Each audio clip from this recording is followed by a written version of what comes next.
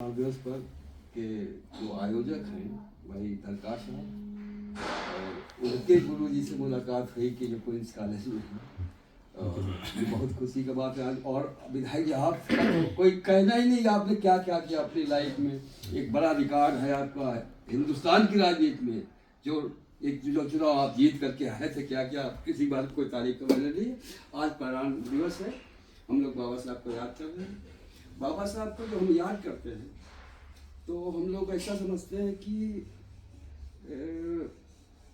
विचलित हैं हम लोग इस समय। जैसे कहा कि ये कर रहा सरकार, आज ये कर दे रही सरकार, आज वो कर दे रही है। उस समय के बाबा साहब का जो टाइम था, आप लोग बहुत, हम कुछ नहीं पढ़े लिखे, लेकिन मैं आपको एक बात कर रहा हूँ। उस समय बाबा साहब का जब जन्म हुआ था, शिक्षा हुई थी, पढ़ाई हुई थी, वहाँ जितनी विषम परिस्थितियाँ उस समय थी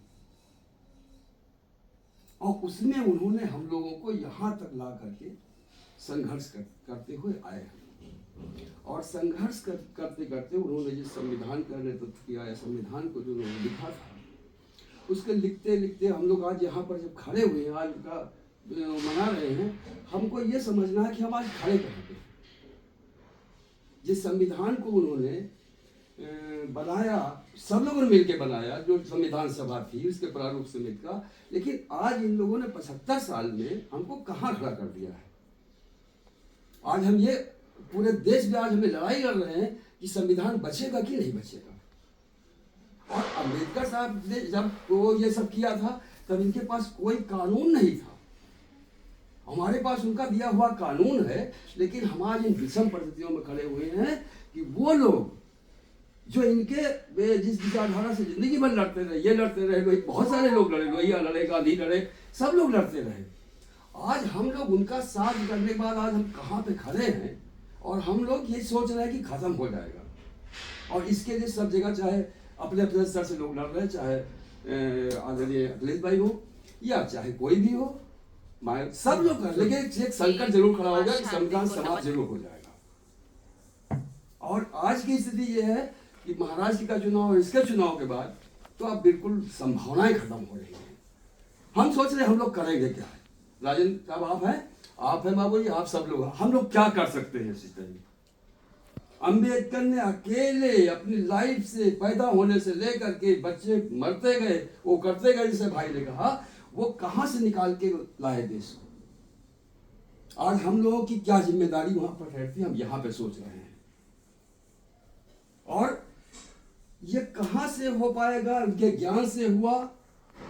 सबसे बड़े ज्ञानी देश का ज्ञान न होता। मैं अभी पढ़ रहा था वो किताब जो उनका जो ब्राह्मणों ने जो बुलाया था महासभा लाहौर में, उसका स्क्रिप्ट पढ़ रहा था। वहां पर इतना दल संकल्पित किया गया है कि मेरी बात अगर मैं समझ गया तो मेरी सही है, मुझे 5000 लोग न देखें न पढ़ें, लेकिन हम वो करेंगे जो हम समझ गए। और अगर हम लोग आज समझ गए कि संविधान के बगैर जिंदा हम लोग नहीं रह सकते, तो हम सबको एक एक चीज को जहां जहां पे भी है, सड़क पर उतरने के अलावा भाई साहब कोई चारा नहीं बचा। कोई चारा सड़क के अलावा बचा नहीं है। और हमारी आज की जो लीडरशिप है इस देश की, वो सड़क पे उतरना चाहती नहीं है। इसलिए हम आप सबसे निवेदन यही करेंगे आपका पर, खासतौर से आपको तो मैं बहुत पसंद करता हूं। मैं आपसे मिला कभी नहीं, क्योंकि आप भगवती सिंह जी के, राजनारायण जी के साथ, लोहिया के साथ, अरे भाई क्या बात है। आप तब जा करके बड़े भाजपा के उसको हराया था आपने, शिक्षा मंत्री को। तो आपसे बहुत उम्मीदें हैं, बहुत उम्मीदें हैं।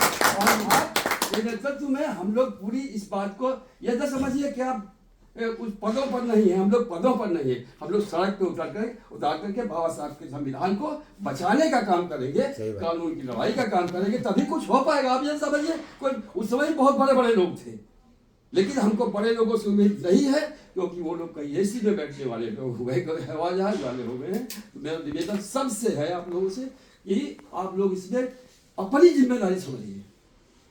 और ये शिक्षक, अरे शिक्षकों को क्या हटाया आप लोग, आपके इनके शिक्षक ने, अम्बेडकर ने क्या क्या पढ़ा दिया आपको। आप लोगों की बहुत जिम्मेदारी है। इसलिए हम सबसे निवेदन हाथ जोड़ के करते हैं कि आप लोग इस पे, हम हमारे से जो होगा हम सब करेंगे। जी बहुत बहुत धन्यवाद।